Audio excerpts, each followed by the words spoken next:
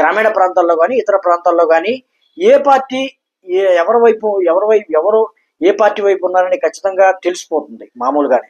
అయితే పెన్షన్లు తీసుకునే వారిలో ముఖ్యంగా నోటీసులు ఇచ్చింది మాత్రం ఖచ్చితంగా వైఎస్ఆర్సీపీకి సంబంధించినటువంటి సానుభూతి పరులు కానీ వైఎస్ఆర్సీపీకి ఓటు వేసిన వ్యక్తులకి మాత్రమే, వృద్ధులు కానీ ఇతర సామాజిక పెన్షన్లు తీసుకుంటున్న వారికి నోటీసులు రావడం జరిగింది.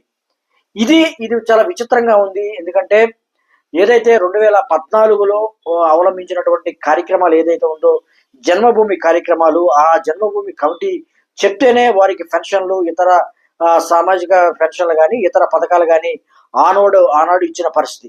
అయితే అదే విధానాన్ని మళ్ళీ 2024 నుంచి కొనసాగిస్తున్నారు. పట్టణాల్లో కానీ పల్లెల్లో కానీ ఖచ్చితంగా తమ నాయకులకు సంబంధించి ఎవరైతే చెప్తారో వారికి మాత్రమే ఈ పెన్షన్లు కానీ ఇతర పథకాలు కానీ అందించేందుకు ఏర్పాట్లు చేస్తున్నారు.